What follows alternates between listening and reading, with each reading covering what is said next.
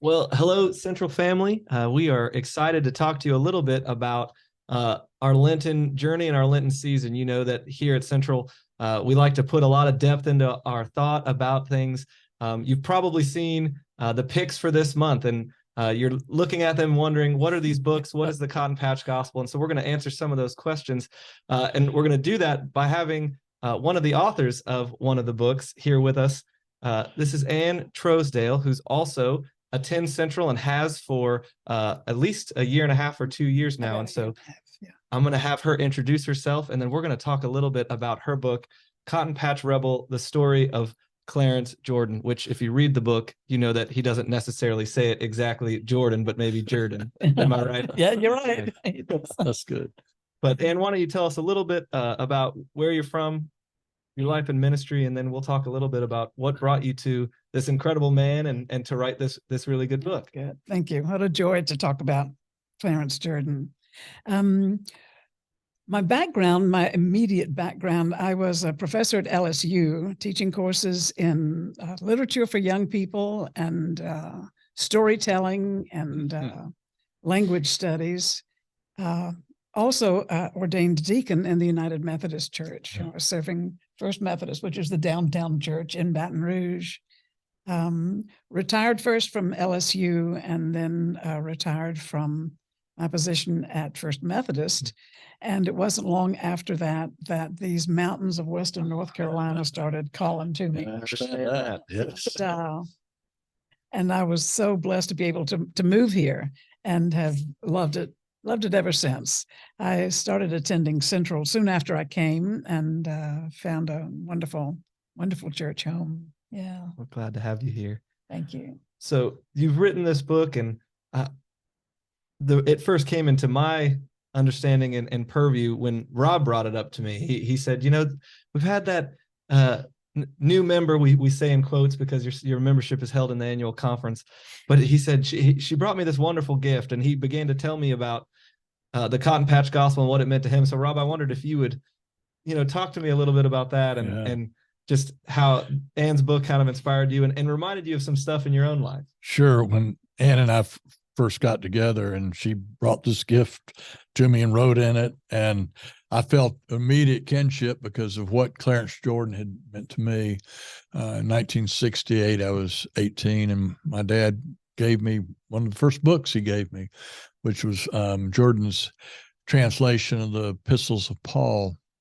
And I still have it upstairs, and it's got his signature in it. And it was $2.25 back in 1968, but it was worth a whole lot more than that to me because it opened my eyes. And I found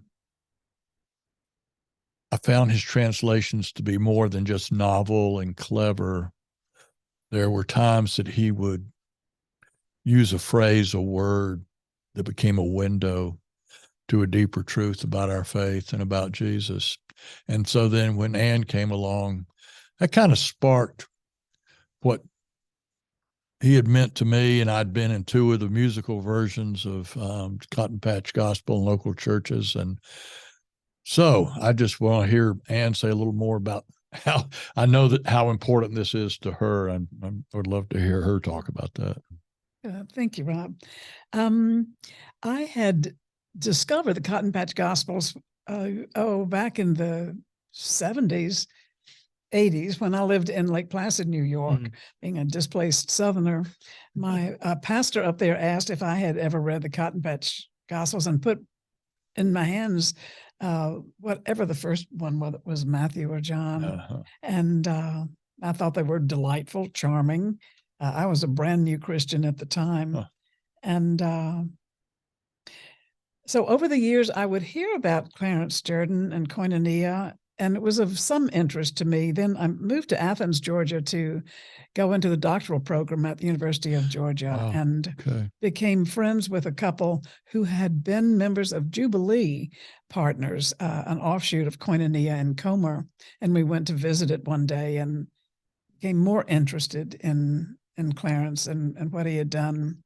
But it was years later when I was finally teaching at LSU, and I was on my way home. I had visited family in Atlanta, and on my way home to Baton Rouge, and I thought, maybe I'll stop by that community and see what it's all about.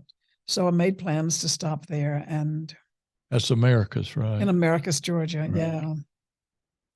And there were a couple who were members, Dave and Ellie Castle, and Dave took those of us who were visitors on a tour of Koinonia, and he said, oh, and by the way, tonight we're going to be showing a DVD of Briars in the Cotton Patch, which is a documentary of the history of Koinonia made by Millard and Linda Fuller's daughter, Faith. Well, that documentary just covered the whole history of Koinonia, all of the hope and the beauty and the founding of it, and then the terrible violence and hatred that came out against the community, and the disappointments and the struggles. And got to the end of the documentary, and Dave turned it off, and he said, well, he was a great man, but nobody will ever hear of him. And I thought, oh no, children need to know this story. Wow. Children benefit from hearing stories that represent to them what they can be in life. Clarence was a man of such courage and faith and integrity and humor and loving kindness and resilience.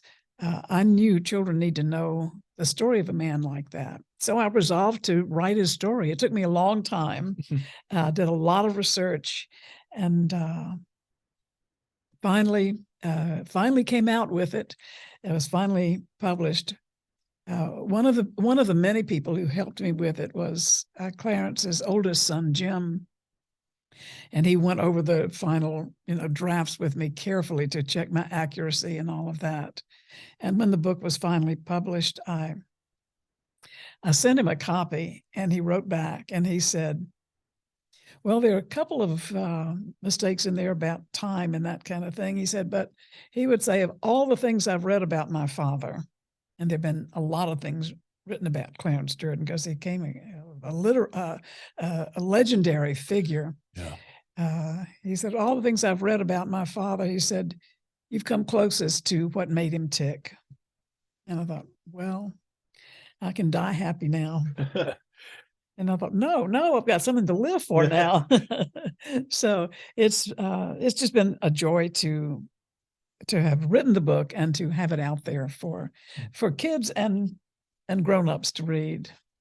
Yeah. For several decades here, and we've been very connected to Habitat for Humanity. It's been a big part of Central's ministry. And would there be a Habitat for Humanity if not for Clarence Jordan? I think it was the combination of Millard Fuller and Clarence Jordan, the vision and the practicality and the heart for those less fortunate. That was just a unique and dynamite combination of vision and can do it. Yeah. That put together this vision of fellowship housing, of making it possible to do it in a godly way, in a way that was possible and godly. Yeah. It's so interesting when you begin to look at, when the Cotton Patch Gospels were published, you can begin to say, well, what do these have to say to us now, today, and 2023? But the more that we've delved into them and pulled them apart, you realize just how steeped in Christ Jordan was and his translations, and how socially conscious he was for the time he was living in Georgia, and what a powerful representation that is for us now that honestly deal with many of the same things that he dealt with, and he's kind of given us a roadmap. Say a little bit about his faith, and he was very educated, had a PhD in Greek, and obviously was adept at translation. But more than that, what was his faith like? That at least to your study, along to my understanding. Well, of course, when Clarence finished his seminary degree, he had fallen in love with Koine Greek, with New Testament Greek. And he decided he wanted, as he said, to learn what Jesus said, to get it straight from the stream, not to read somebody else's interpretation or translation. Straight from the stream. So he decided to go ahead and get a PhD in New Testament Greek, which he did. And ever after that, he didn't preach out of an English New Testament. He carried his Greek New Testament with him whenever he did teaching or preaching, and just preached right out of it. But he said, these stories are not stories in some faraway place and some faraway people. They're stories that take place right now. And so part of his translation was to translate them right into everyday Georgia situations and everyday Georgia places. And Nazareth is Valdosta, Gainesville is Bethlehem. Yeah. Right. Right. And Atlanta was Jerusalem. And Simon Bar Jonah, whom Jesus nicknamed Peter, the Rock, Bar Jonah, son of John, became Rock Johnson. Rock Johnson. Rock Johnson and his brother Andy Rock Jackson, the Johnson brothers. And so there's an element of great humor in the reading the Cotton Patch Gospels, but profound truth. Yes. That'll just stop you in your tracks. Yeah. For years, I would interpret the Good Friday story and crucifixion of Jesus, and we would read the part about that they put above the crucifix of Jesus, the cross. It said King of the Jews, and it almost sounded like they were really lauding Jesus, but Jordan picked up the full mockery of it when the sign that he put up in his translation, it said head Jew. And when I read that, I said, okay. That's it. Now I get it. And the reason I'm using that example, I hope for the congregation as we go through and you hear this, there's going to be a word, there's going to be a phrase. It's going to give you a window to the gospel like you've never seen before. Yeah, agree. And in your prologue, I'm just going to read. It's really well written. Clarence Jordan didn't set out to be anybody special, didn't set out to be the kind of person we would write books about or plays about or television documentaries about. He didn't set out to get people riled up or angry at him. He started out as a simple small-town boy born in the middle child in a large family in Talbotton, Georgia, in 1912. It was just that he always saw things differently. Mm-hmm. And isn't that what Jesus came to do? So hopefully, friends, as we take this journey together, that's we're going to see some things in a new way, in a different way. I hope so. It'll be fun. Yes. It'll be joyful. It'll be exciting. Well, it was wonderful to be with you. We'll see you all during Lent. Thank you, Ann. Thank you so much, Ann. It's a joy to be here. God bless you. Thank you.